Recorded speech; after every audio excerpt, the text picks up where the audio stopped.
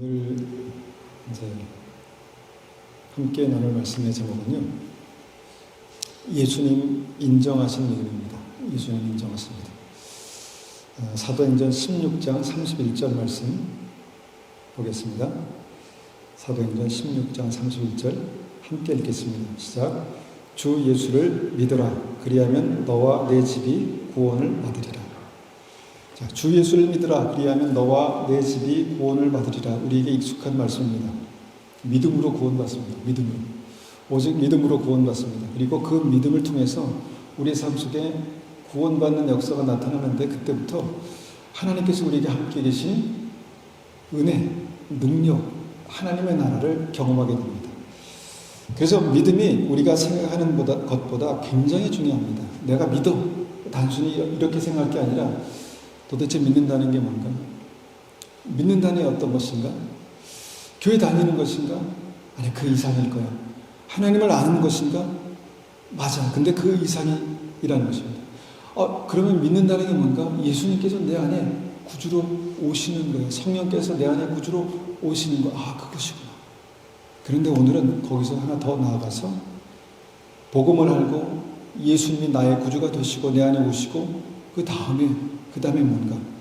이것에 대해서 예수님께서 이것이 믿음이다, 여기가 믿음이다 라고 말씀하신 그 말씀의 파트를 우리가 보기 원합니다. 그 말씀을 보기 전에 야고보서에서는 믿음에 대해서 이렇게 말씀합니다. 야고보서 2장 26절에 영혼 없는 몸이 죽은 것 같이 행함 없는 믿음은 죽은 것이라. 자, 우리가 믿음으로 생각하는, 믿음이라고 부르는 그것 중에서 죽은 믿음이 있다는 것입니다. 너무 안타깝죠. 그 모양과 형태는 믿음인데 실제 그 알맹이는 죽어 있다는 거예요. 예. 근데 영혼 없는 몸이 죽은 것 같이 행함이 없는 믿음은 죽은 것이라. 죽은 믿음의 특징은 행함이 없다, 움직임이 없다, 이렇게 말씀합니다. 어떤 사람들은 이 믿음을 가지고 이렇게 말하면 우리가 행함으로 구원받는 것을 말하고 있나? 이렇게 말합니다. 행함으로 구원받는다는 말씀을 하고 있나? 아닙니다. 그것이 아닙니다. 믿음이 있으면 움직이게 된다는 것입니다. 여러분, 살아있는 것을 감출 수 있을까 없을까요? 우리가 살아있습니다. 이거를 우리가 한 시간만 다른 사람에게 살아있는 것을 감춰야 되겠다 생각하면 그것이 가능할까요? 가능하지 않습니다. 일단 체온이 따뜻한데 어떻게 하겠습니까? 체온이 따뜻한데요. 살아있으면 심장이 뛰는데요. 맥박이 뛰는데요.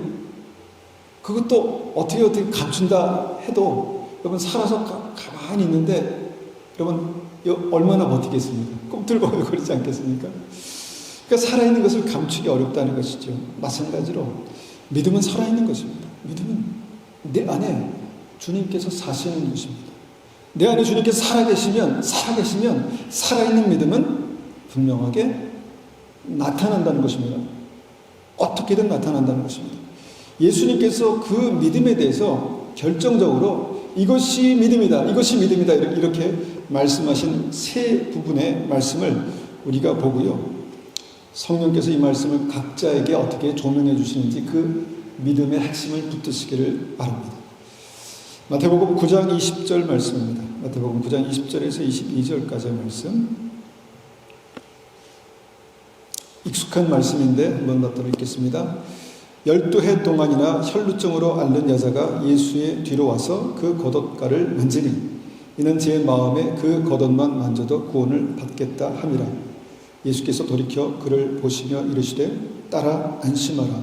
내 믿음이 너를 구원하였다 하시니 여자가 그 즉시 구원을 받으니라. 성경을 보면요, 가끔 이 상황에서 구원을 말씀할 상황이 아닌데 라는 그런 말씀들이 있습니다. 여기서도 마찬가지입니다. 제 마음에 예수님의 겉옷만 만져도 구원이 아니라 치유겠죠. 치유함을 받으리라. 그러니까 치유가 나중에 이제 그 여인의 믿음대로 이제 치유함이 일어납니다. 그런데 성경은 왜 이것을 굳이 구원이라고 말했을까요? 구원이라고 기록하고 있을까요? 여러분, 이 구원이라는 단어가 헬라어 원어를 보면은 우리가 서두에서 읽었던 주 예수를 믿으라 그리하면 너와 내 집이 구원을 받으리라. 이 구원과 같은 단어입니다. 같은 단어. 소조라는 같은 단어인데 이 구원을 주님께서 이 말씀에서 성경은 이렇게 기록하고 있다는 것입니다. 제 마음에 그 겉옷만 만져도 구원을 받겠다. 따라 안심하라. 내 믿음이 너를 구원하였다. 주님께서 치유를 말씀하시는 것이 아니라 지금 구원을 말씀하고 계신다는 것입니다. 그렇다면 예수님께서 내 믿음이 너를 구원하였다라고 말씀하신 이 믿음의 핵심이 뭘까요? 믿음의 핵심. 이 본문에서 말씀하는 믿음의 핵심이 뭘까요? 우리가 이 말씀을 그대로 요약해서 믿음은 예수님의 옷자락을 만지는 것이다. 이렇게 말할 수 있습니다. 믿음은 예수님의 옷자락을 만지는 것이다. 언제 예수님의 옷자락을 어떻게 만질 수 있을까요? 물론 이 연처럼 힘들 때, 너무너무 정말 힘들어서 그 힘든 것을 혼자 도저히 감당할 수 없을 때, 모든 희망이 다 사라졌을 때, 포기하고 싶을 때, 아무런 소망이 없다고 느껴질 때, 그때 일어나서 예수님의 옷자락을 만지는 그것이 주님께서 내 믿음이다. 내 믿음이 너를 구원하였다. 이렇게 말씀하시는 포인트다라는 것입니다. 어떻게 예수님의 옷자락을 만질 수 있을까? 이게 이제 문제입니다. 어떻게 우리가 예수님의 옷자락을 만질 수 있을까? 어디 가면 우리가 예수님의 옷자락을 만질 수 있을까?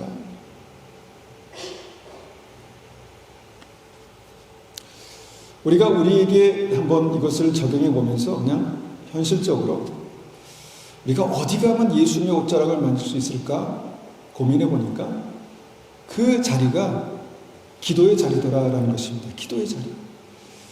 여러분, 우리가 기도로 주님 앞에 나아갈 때 좀 간절한 열망으로 나갈 때 꼭 이 말씀을 기억하셔야 합니다. 기도의 자리에 나가서 우리는 예수님의 옷자락이라도 만지는 심정으로, 간절한 심정으로 기도의 자리에 나아가는 것이다 라는 것입니다.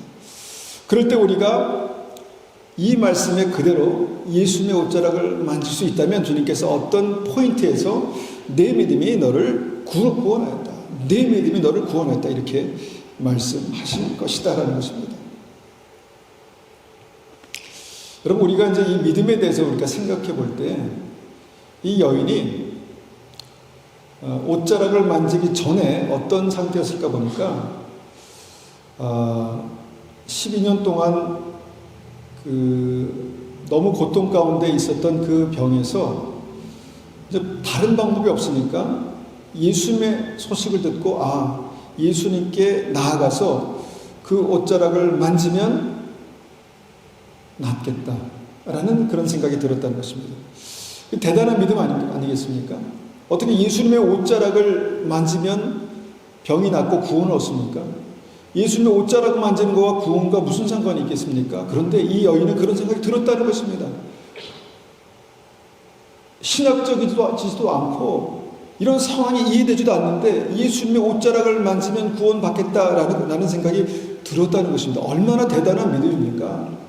이 정도의 믿음이면 주님께서 그 즉시 낫게 하셔야 되는 것 아닌가 이런 생각이 드는데, 하여튼 이 여인이 그런 믿음이 들었습니다. 그런데 믿음이 거기서 끝나지 않았다는 것입니다. 믿음이 거기서 끝나지 않고 힘들고 어려운 몸을 일으켜서 주님 계신 곳까지 가서 주님의 옷자락을 만졌다라는 것입니다. 그리고 주님의 옷자락을 만졌을 그때 주님께서 그 믿음이 구원이다라고 선포하셨다는 것입니다. 여러분, 이 포인트를, 이 시간의 갭을 한번 생각해 보십시오. 내가 믿습니다. 그래서 믿음으로 주님 앞에 우리가 예배드리고 기도합니다. 그런데 어느 선까지가 믿음일까? 그것은 다시 몸을 일으켜서 주님 앞에 간절한 심령으로 나아가서 주님의 옷자락을 만지는 순간이 있다라는 것입니다. 그 순간에 주님께서 내 믿음이 너를 구원했다. 이렇게 말씀하시는 것입니다. 우리에게 힘들고 어려운 순간이 있지 않겠습니까? 도저히 우리의 힘으로 감당할 수 없는 그 무거운 상황이 있지 않겠습니까? 모든 것을 다 포기하고 내려놓고 정말 모든 것이 정말 아무 의미가 없다라는 생각을 하게 될 때가 있지 않습니까? 있지 않겠습니까? 그때 다시 일어나서 주님의 옷자락을 만지는 그 믿음으로 나아가는 것입니다. 여러분, 이것을 우리의 삶 가운데 기억하시고 적용해 보십시오. 그러면 그 믿음이 구원받는 믿음이라고 주님께서 선포하실 것입니다. 두 번째, 예수님 하시는 말씀, 구원받는 믿음에 대해서 하시는 말씀 보겠습니다. 누가복음 7장 36절입니다. 누가복음 7장 36절에서 50절까지 말씀인데요. 먼저 38절까지만 먼저 읽겠습니다. 36절입니다. 한 바리새인이 예수께 자기와 함께 잡수시기를 청하니 이에 바리새인의 집에 들어가 앉으셨을 때에 그 동네에 죄를 지은 한 여자가 있어 예수께서 바리새인의 집에 앉아 계심을 알고 향유 담은 옥합을 가지고 와서 예수의 뒤로 그 발 곁에 서서 울며 눈물로 그 발을 적시고 자기 머리털로 닦고 그 발에 입 맞추고 향유를 부으니. 자, 50절로 넘어가서 그때 예수님께서 이 언을 보시고 말씀하십니다. 50절입니다. 예수께서 여자에게 이르시되 내 믿음이 너를 구원하였으니 평안히 가라 하시니라. 자, 여기서도 주님께서 믿음에 대해서 말씀하십니다. 구원받는 믿음에 대해서. 우리는 믿음을 마음속에만 이렇게 있는 믿음이라고 생각했는데 이 말씀 보니까 구원받는 믿음이 언제 선포되는가 그 시점이 한 죄 많은 여인이 하나님의 은혜를 입어서 죄 사함을 받고 주님께 나와서 향유를 붓고 그 발을 눈물로 적시고 머리털로 닦고 발에 입 맞추었을 그 시점에서 내 믿음이 너를 구원하였다, 이렇게 말씀하셨다는 것입니다. 그러니까 믿음이 그 여인의 마음속에만 있었던 게 아니라 그 마음속에 있는 믿음이 표현됐다는 것입니다. 나타났다는 것입니다. 어떤 마음이 표현됐을까요? 어떤 마음이? 눈물을 흘렸다라고 한다면 아마도 그 마음속에 감사, 감격 이런 것들이 있었을 것입니다. 그리고 눈물을 흘렸다라는 것을 통해서 볼 때 그 마음속에 회개하는 마음이 있었을 것입니다. 회개하는 마음. 그리고 그 회개할 때 주님께서 용서하시고 그것에 대해서 또한 감사하는 그런 마음이 있었죠. 마음이 있었습니다. 마음이 있었습니다. 그런데 그 마음이 어떻게 됐습니까? 밖으로 표현되고 나타날 때 예수님께서 마지막 그 눈물로 발을 적시고 입 맞췄을 때 주님께서 네 믿음이 너를 구원했다, 이렇게 말씀하셨다라는 것입니다. 여러분, 우리가 요새 사랑합니다 이런 말을 많이 합니다. 사랑합니다. 굉장히 흔하고 또 굉장히 기분 좋게 하는 말이긴 하죠. 사랑합니다 이렇게. 그런데 정말 사랑하면 어떻게 될까요? 여기서 끝날까요? 여기서? 아니죠. 그 사랑을 표현할 수밖에 없습니다. 그래서 우리가 사랑한다라고 말할 때 사랑은 어떻게 됩니까? 밖으로 나가게 됩니다. 표현하게 된다는 것입니다. 믿음도 마찬가지입니다. 믿음도. 우리가 믿습니다. 전능하신 하나님을 믿습니다. 죄사함의 용서를 믿습니다. 그런데 그곳에 믿음이 거기에서 끝나는 거 아닙니다. 표현되게 돼 있다는 것입니다. 죄사함의 감격이, 구원의 감격이 우리 심령 가운데 표현되게 돼 있다는 것입니다. 그리고 그 감격이, 그 믿음이 표현될 때 주님께서 그 찰나, 그 순간에서 내 믿음이 너를 구원하였다라고 말씀하신 것입니다. 그렇게 보니까 우리는 우리의 믿음을 어떻게 표현하고 있습니까? 믿음 때문에 우리가 주님 앞에 나와 예배를 드리고요. 믿음 때문에 헌물을 드리고, 믿음 때문에 봉사를 하고, 믿음 때문에 시간을 드리고, 이런 것들이 하나님 앞에 우리의 마음을 표현하는 것들입니다. 그런데 여러분, 우리가 같은 것을 표현하더라도, 같은 마음을 표현하더라도 정말 이 여인처럼 눈물과 감격과 겸손함과 낮아짐으로 그 믿음을 표현할 수 있을까? 여러분, 예배 가운데 우리가 주님 앞에 우리의 사랑과 믿음을 어떻게 표현할 수 있을까요?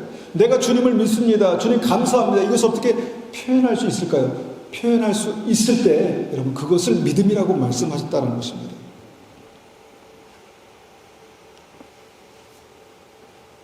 여러분, 꼭 교회 안에서만 그 믿음을 표현하고 그 교회 안에서만 그 감사와 감격을 표현하라는 말씀이 아니라 예수님이 보시는, 예수님이 계시는 곳에서 그 감사와 감격과 은혜를 표현해 보라는 것입니다.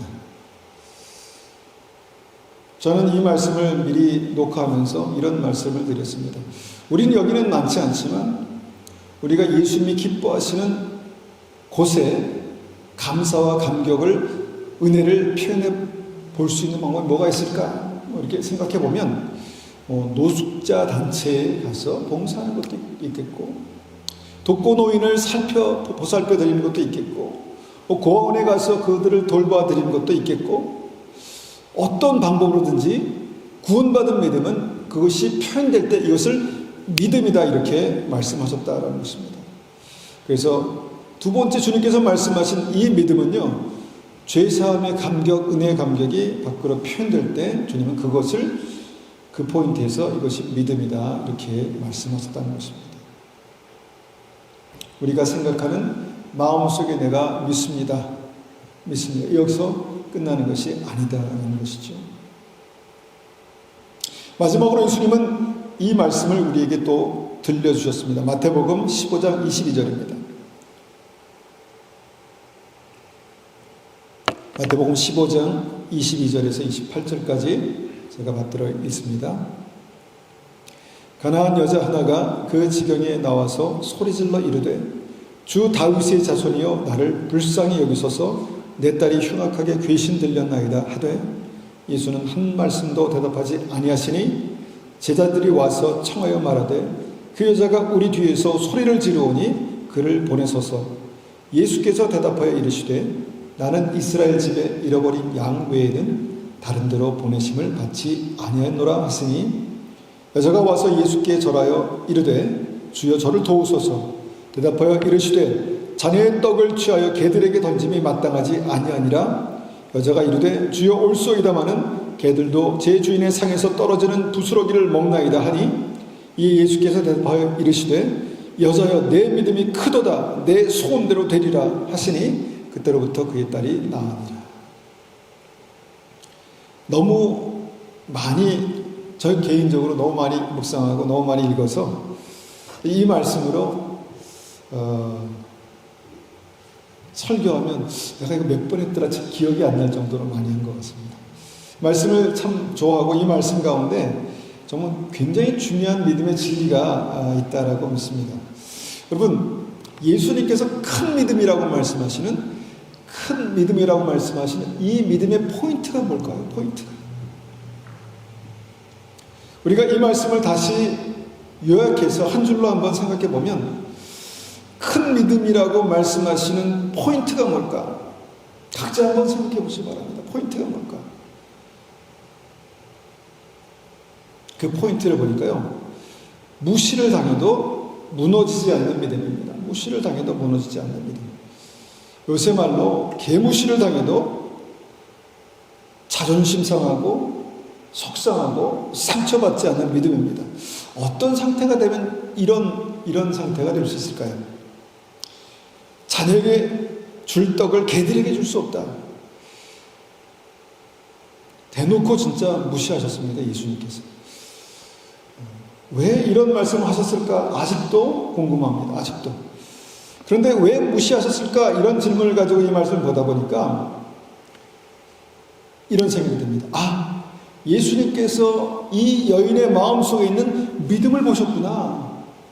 마음속에 있는 믿음을 보셨다는 것입니다. 아무나 이런 말 해보십시오. 그러면 큰일 나죠. 그런데 예수님께서 가만히 보니까 이 여인의 마음속에 믿음이 있었다는 것입니다. 그 믿음을 보시고 주님께서 자녀들에게 줄 떡을 개들에게 줄 수 없다. 개무시를 하신 것입니다. 심하게 말씀하셨다는 것입니다. 그러니까 뭔가 믿음은 마치 이 달걀 안에 거의 이렇게 들어있는 생명체가 달걀 껍데기를 까고 생명으로 다 태어나는 그 순간을 아마도 생각할 수 있을 것 같습니다. 그런데 그 순간이 언제입니까? 내가 무시당할 때, 내가 상처받을 때, 누군가가 나를 무시할 때, 뭐 모르는 지나가는 사람이 나를 무시할 때는 괜찮은데 정말 신뢰할 만한 사람이, 정말 믿음이 있다고 하는 사람이, 혹시나 사역자가 내가 나를 무시한다라고 생각했을 때 여러분 그때도 내가 괜찮을까 이런 생각이 듭니다. 여러분 믿는 만큼 신뢰하는 만큼 상처도 큰 법이거든요. 그런데 살다 보면, 신앙생활 하다 보면요, 교회에서 상처받은 일이 얼마나 많은지 몰라요. 상처 주려고 한 게 아니에요. 주려고 한 게 아닌데 그 사람의 말을 통해서 내가 상처를 받는 거예요. 무시를 당하는 거예요. 왜 나를 무시해? 왜 나를 무시해? 저는 간접적으로 여러 분들의 삶을 통해서 굉장히 많이 경험했습니다. 왜 저 사람이 나를 무시하지? 내가 무시받을 만한 사람이 아닌데, 이런 생각을 한다는 것이죠. 그런데 여러분, 이렇게 무시받는 일들이 하나님께서, 예수님께서 철저하게 계획하셔서 하신 일이라면 여러분 어떻게 하시겠습니까? 특별한 목적을 가지고 특별한 이유가 있어서 주님께서 우리를 무시당하게 하신다라고 생각한다면 얘기는 달라지는 것입니다. 달라지는 것입니다. 아, 주님께서 내 마음속에 있는 믿음을 밖으로 드러내시기를 원하시는 건 어떻게 해요? 어떻게 해요? 말로 상처받고 또 사람들에게 무시당해서 상처받고 그런 믿음의 껍질을 깨고 그래도 나는 주님 앞에 믿음으로 서 있겠습니다라고 하는 믿음으로 그렇게 세워지기를 원하신다라고 믿습니다. 몸을 낮추고요, 더 이상 낮아질 때가 없을 정도로 낮추면요, 낮아질 것도 없습니다. 무시해도 그렇죠, 그렇죠. 그렇습니다. 이렇게 그냥 되는 거예요. 여러분 혹시나 교회에서 무시당해 보셨습니까? 아마 한 번쯤은 있을 것 같아요. 믿음 좋은 분들에게 무시당해 보셨습니까? 그때 어떻게 반응하셨습니까? 여러분 이 말씀을 꼭 기억하십시오. 예수님께서 여자여 내 믿음이 크도다라고 말씀하신 그 시점이, 그 포인트가 무엇인지 여러분 꼭 기억하셔서, 아, 이때 주님께서 나의 믿음을 지금 아래서 깨어나라고 하시는구나, 지금 다시 태어나라고 하시는구나 라고 하시는 주님의 음성을 들으셔야 합니다. 여러분 무시당해도 상처받아도 넘어지지 않는 믿음이 진짜입니다. 여러분 바람이 불어도 날아가지 않는 믿음이 진짜입니다. 주님께서 마지막 때에 추수하시기 위해서 알곡과 쭉정이를 키에 놓고 키질을 하신다라고 말씀하십니다. 그때 바람이 불고요, 쭉정이는, 껍데기는 날아가 버립니다. 바람이 불어도 날아가지 않는 것은 알곡입니다. 주님께서 그것을 주님의 천국 곳간에 들이신다 이렇게 말씀하셨죠. 진짜 믿음은요, 이런 시련들, 이런 어려움들, 이런 상처들, 이것을 뚫고 나가는 것입니다. 뚫고 나가는 것입니다. 그리고 그것을 뚫고 나갔을 때 주님께서 여자여 내 믿음이 크도다라고 말씀하시는 것입니다. 왜냐하면 이미 삶을 통해서 낮아져 있기 때문에, 겸손함을 배웠기 때문에 그것을 그냥 받아들일 수 있는 것입니다. 믿음은 그렇게 주님 앞에 낮아져서 다시 주님 앞에 믿음으로 나아가는 것입니다. 저희 집에 강아지 한 마리 있습니다. 제가 가끔 귀찮을 때 개무시를 하거든요. 막 와서 막 꼬리치면서 막 한번 쓰다달라고 막 그러면 가! 그러면 자존심 상해 하지 않고 다시 와서 코를 이 사이에 뒤밀고 막 비비면서 끝까지, 그러니까 한번 쓰다듬어 줄 때까지 그렇게 합니다.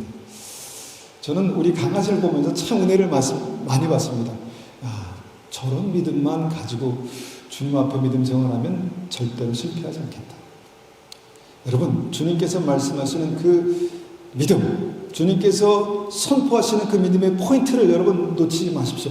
언제 주님께서 내 믿음이 크도다, 내 믿음이 너를 구원하였다라고 말씀하시는지 우리가 생각하는 마음속의 믿음과 실제로 우리 삶 속에 나타나서 주님께서 인정하는 믿음과는 약간의 차이가 있다는 것입니다. 믿음은 절망 속에서도 다시 일어나서 예수님의 옷자락을 잡습니다. 진짜 믿음은 여러 가지 삶 속에서 정말 찌들고 어려운 삶 속에서 그 믿음의 감격을 표현하는 것이 믿음입니다. 그리고 진짜 믿음은 어떤 상황에서든지 정말 그 상처와 여러 가지 아픔을 뚫고 다시 주님 앞에 주님 주의 은혜가 필요합니다라고 그렇게 고백할 수 있는 것이 진짜 믿음입니다. 그런 믿음이 우리 삶 가운데 있으시기를 간절히 축원합니다.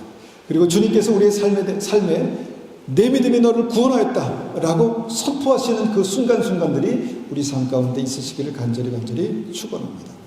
이 시간 같이 이 말씀을 가지고 기도하겠습니다. 우리의 믿음이 있습니다. 우리에게 믿음이 있습니다. 믿음으로 우리가 찬송하고 기도합니다. 예배드립니다. 그런데 그 믿음은 거기서 끝나지 않습니다. 그 믿음은 다시 우리의 삶의 치열한 삶의 현장에서 나의 아픔 가운데서 나의 상처 가운데서 그것을 뚫고 주님 앞에 고백되는 것이 믿음입니다. 주님 그런 믿음, 그런 은혜가 우리 삶 가운데 있기를 원합니다. 그렇게 한번 같이 기도하겠습니다.